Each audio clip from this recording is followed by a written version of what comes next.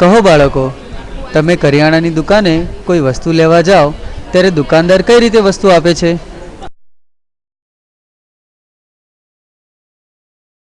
ગણીને,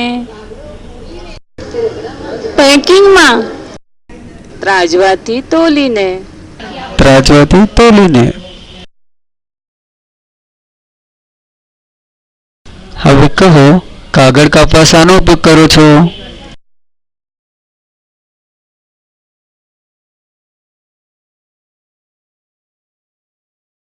કાતર. બરાબર, કાતરથી. હવે કહો, ગરમ ચાની તપેલી પકડવા શાનો ઉપયોગ કરો છો?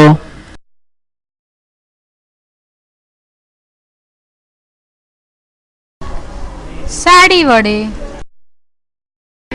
કપડાથી, સાણસી.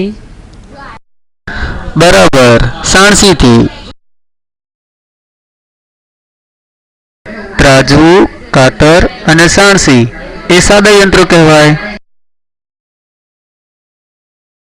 સાદા યંત્રોના કુલ 6 પ્રકાર છે. 1 ઉચ્ચાલન, 2 ઢાળ, 3 સ્ક્રૂ, 4 ફાચર, 5 પૈડું અને 6 ગરગડી.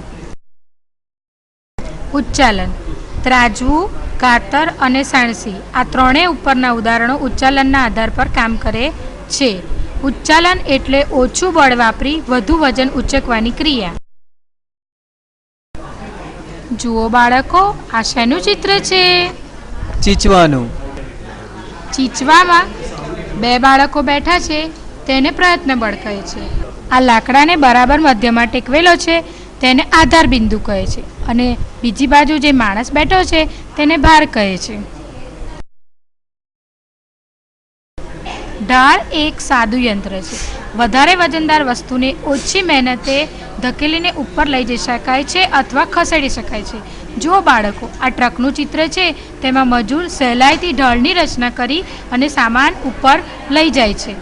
બાજુનું ચિત્ર છે, તેમાં પર્વત છે અને પર્વત પર બાળક ઢાળની મદદથી ઝડપથી ચડી શકે છે. સ્ક્રૂ એક સાદું યંત્ર છે. આ ચિત્રમાં દેખાય છે તે સ્ક્રૂનું ચિત્ર છે. સ્ક્રૂ એટલે આંકાવાળી ખીલ્લી. લોખંડની પટ્ટી કે લાકડાની વસ્તુને એકબીજા સાથે જોડવા માટે સ્ક્રૂનો ઉપયોગ થાય છે. બાજુમાં જે ચિત્ર દેખાય છે તેને જેક કહેવાય. જેકનો ઉપયોગ મોટર, ટ્રક જેવા ભારે વાહનોના ટાયર બદલવા માટે થાય છે. ફાચર, ધારવાળી વસ્તુઓમાં ફાચરનો ઉપયોગ થાય છે. પેન્સિલ છોલવાનો સંચો, કુહાડી, શાક સમારવાનું ચપ્પુ અને દાંતરડું ફાચરના ઉદાહરણ છે. પૈડું, કોઈપણ પ્રકારના યંત્રોમાં પૈડાનો ઉપયોગ થાય છે. પૈડું જેના પર બેસાડવામાં આવે છે તેને ધરી કહે છે.